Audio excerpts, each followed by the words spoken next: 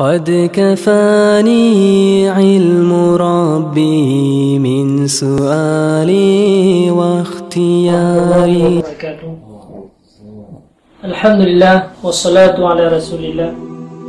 قدموا أعمالكم لدار الآخرة تجد عندها فوزا ونجاة.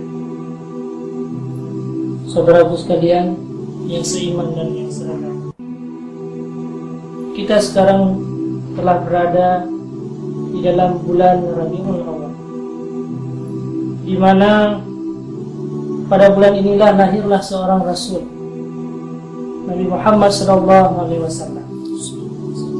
yang sebagai rahmatan lil alamin. Beliaulah yang telah menetapkan iman dan Islam di dalam hati umat manusia. Beliaulah yang merupakan pembela umat mulai di dunia sampai di akhirat. Dikala manusia dalam keadaan kesusahan, dikala manusia dalam keadaan kebingungan, jangankan manusia biasa, para nabi-nabi, para rasul-rasul pada saat itu, mereka semua dalam keadaan ketakutan. Maka hanya Rasulullah lah, Nabi Muhammad lah yang hadir di hadapan Allah. Beliaulah bersujud di hadapan Allah untuk menolong umat manusia dari kegundahan dan kegelisahan.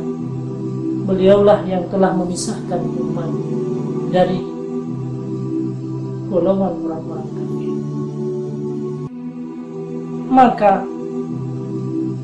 dengan keberkahan daripada Rasulullah, dengan jasa-jasa yang pernah beliau tanamkan, maka selayaknya jasa-jasa beliau yang begitu besar, yang telah membawa kita kepada kebaikan, membawa kita kepada kesuksesan baik di dunia dan di akhirat, patut kita untuk bersyukur.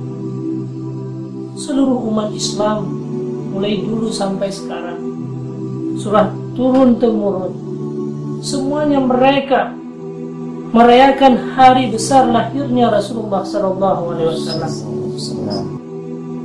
Saudaraku sekalian yang seiman dan seagama, sebelum kita menyikapi pendapat-pendapat tersebut, sebelum kita menetapkan sebuah hukum tentang apakah maulid itu bid'ah ataupun tidak, apakah maulid itu termasuk hal yang diharamkan ataupun tidak,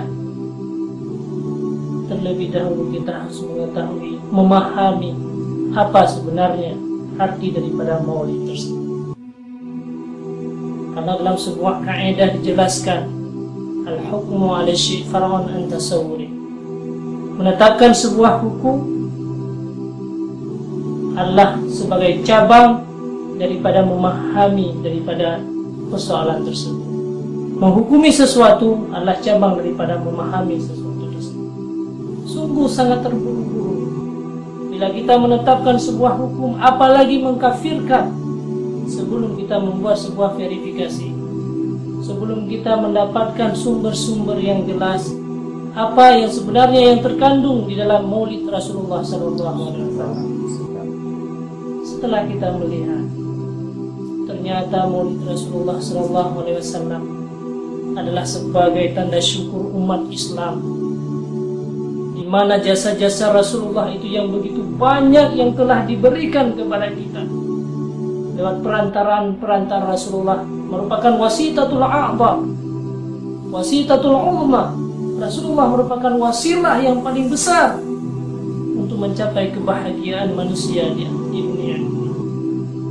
Maka sudah sepantasnya kita merayakan, kita mensyukuri terhadap nikmat yang diberikan oleh Allah tersebut kepada kita. Sebagaimana Allah menjelaskan di dalam ayat Al-Quran, wa amma bi ni'mati rabbika fahaddis. Maka terhadap nikmat-nikmat Allah tersebut hendaklah engkau menyebut-nyebutnya. Maka sudah sepantasnya kita untuk selalu mensyukuri nikmat yang paling besar yang telah diberikan oleh Allah tersebut melalui Rasulullah. Bagaimana pendapat yang merupakan manusia yang paling teragung akhlak? Allah berfirman, wa innaka la'ala khuluqin 'azim. Dan wasungguh engkau, hai Muhammad, merupakan manusia yang teragung, mempunyai akhlak yang begitu istimewa. Hadirin kaum muslimin yang seiman dan yang seiman, kalau kita melihat hakikat daripada Maulid Rasulullah SAW, apa yang dirayakan oleh seluruh umat Islam yang ada di dunia ini, semuanya di dalam Maulid mereka melakukan kegiatan-kegiatan yang bersifat dengan agama. Mereka di dalam merayakan Maulid Rasulullah bersedekah. Adakah ayat dan hadis yang melarang kita untuk bersedekah? Mereka membawa makanan ke surau-surau, membawa makanan ke masjid-masjid, kemudian dia makan bersama. Mungkin tidak akan pernah kita dapatkan satu hadis pun ataupun ayat Al-Quran yang melarang kita untuk makan secara bersama-sama, ataupun untuk kita melarang kita untuk bersedekah, membuat sebuah syukuran atas kelahiran daripada Rasulullah SAW. Begitu juga ada sebahagian umat Islam di dalam melakukan kegiatan merayakan Maulid Rasulullah SAW, mereka membacakan selawat, melantunkan zikir-zikir kepada Allah Subhanahu wa Ta'ala. Maka itu tidak ada alasan bagi kita untuk mengatakan bahwa melantunkan zikir, berselawat kepada Rasulullah, memuji-muji Rasulullah adalah hal yang dilarang dalam agama. Adakah agama melarang kita untuk memuji Rasulullah?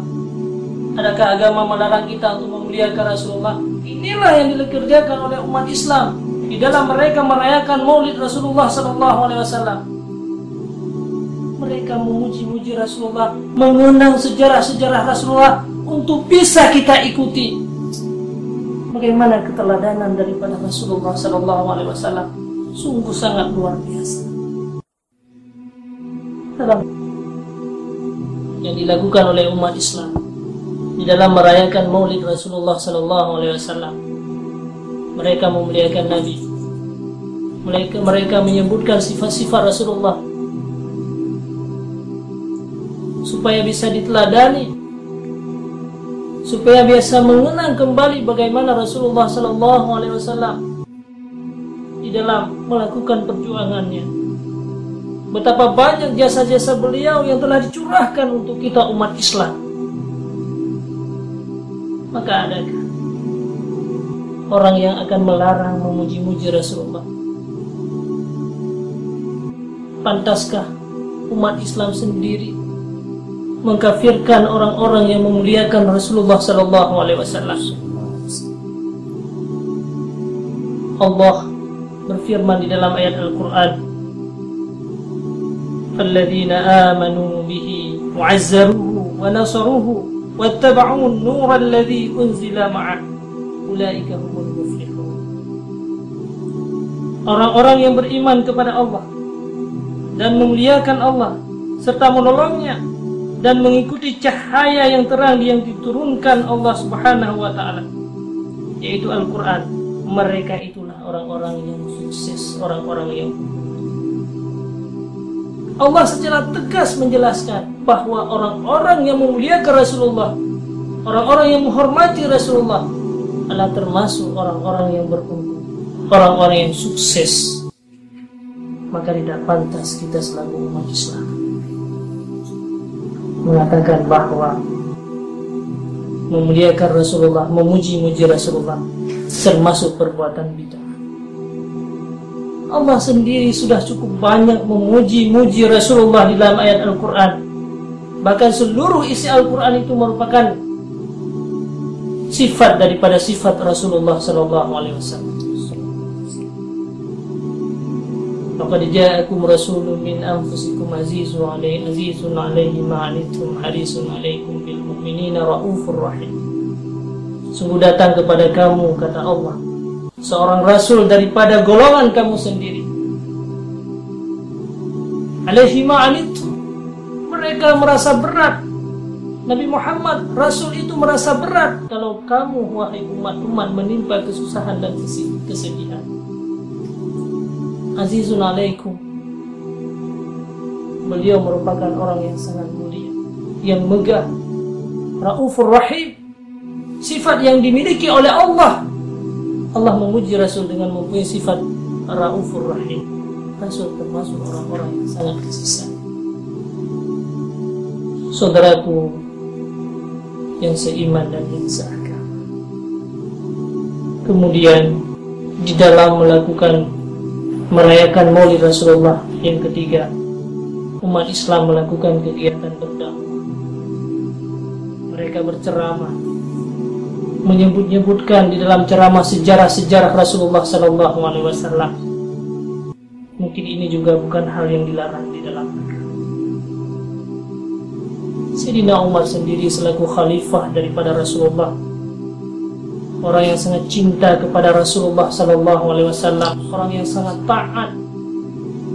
Kepemimpinan beliau tidak ada seorang pun yang bisa dibandingkan dengan orang-orang pemimpin-pemimpin di zaman sekarang.